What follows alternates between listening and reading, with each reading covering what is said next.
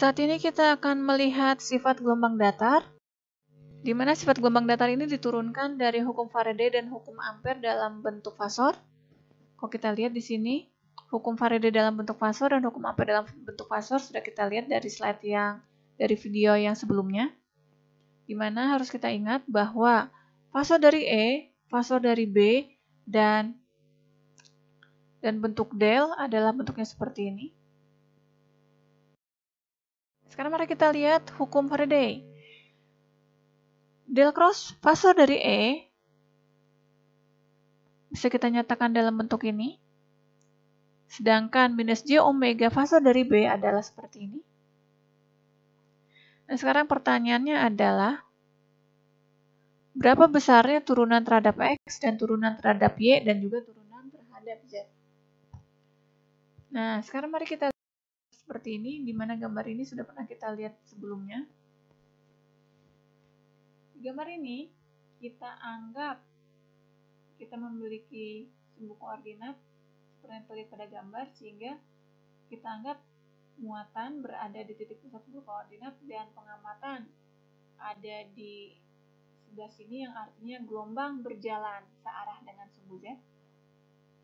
Nah, sekarang coba kita lihat, misalkan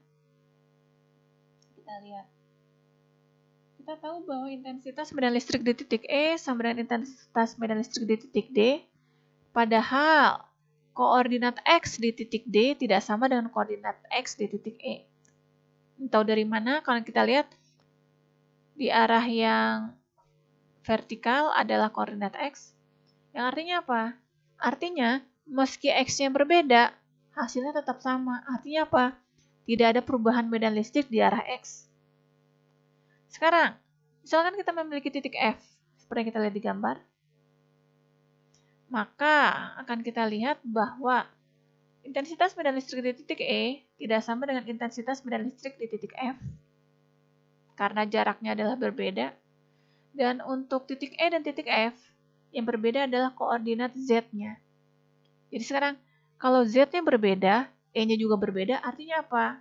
Artinya ada perubahan medan listrik terhadap Z.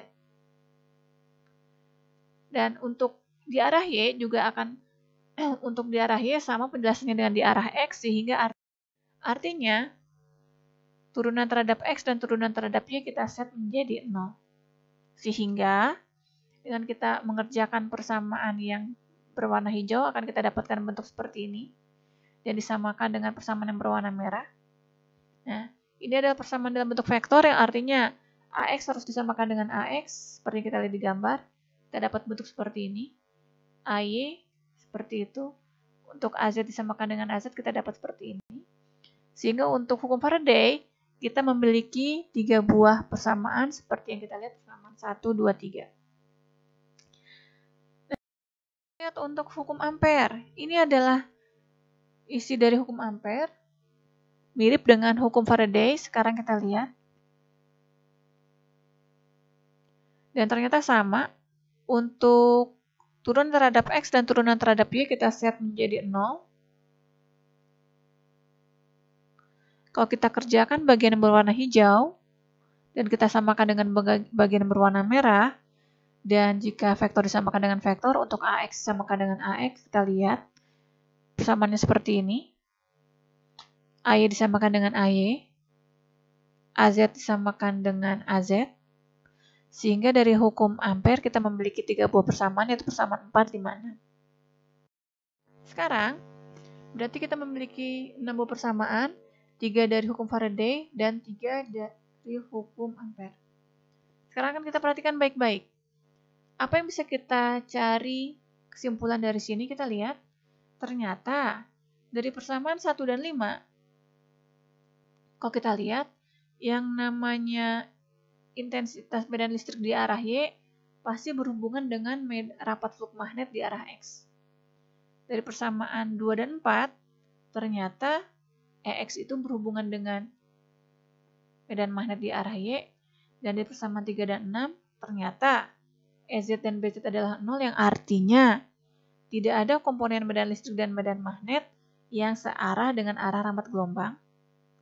Sehingga Dari 3 poin ini bisa disimpulkan bahwa yang namanya medan listrik akan tegak lurus terhadap medan magnet dan keduanya tegak lurus terhadap arah rambat dari gelombang. Dan ini adalah sifat dari gelombang datar. Nah, kalau kita ingin melihat ilustrasinya, sekarang kita lihat, misalkan kita memiliki gelombang yang merambat ke arah sumbu Z positif. Kalau kita memiliki E searah X, maka si medan magnetnya harus ke arah B. Jika E-nya seperti itu, maka medan magnetnya harus ke arah X. Pertanyaannya adalah X positif atau X negatif? Ternyata arahnya ke arah X negatif karena ini sesuai dengan aturan P sama dengan E cross H, pointing vector, di mana aturan ini detailnya akan dibahas di bab 3. Sekarang kalau kita memiliki gelombang datar yang arah rambatnya ke arah sumbu X positif, kalau E-nya arah sumbu Y, maka medan magnetnya seperti itu, atau enggak seperti itu. Untuk yang, nah seperti itu. Oke, terima kasih atas perhatian.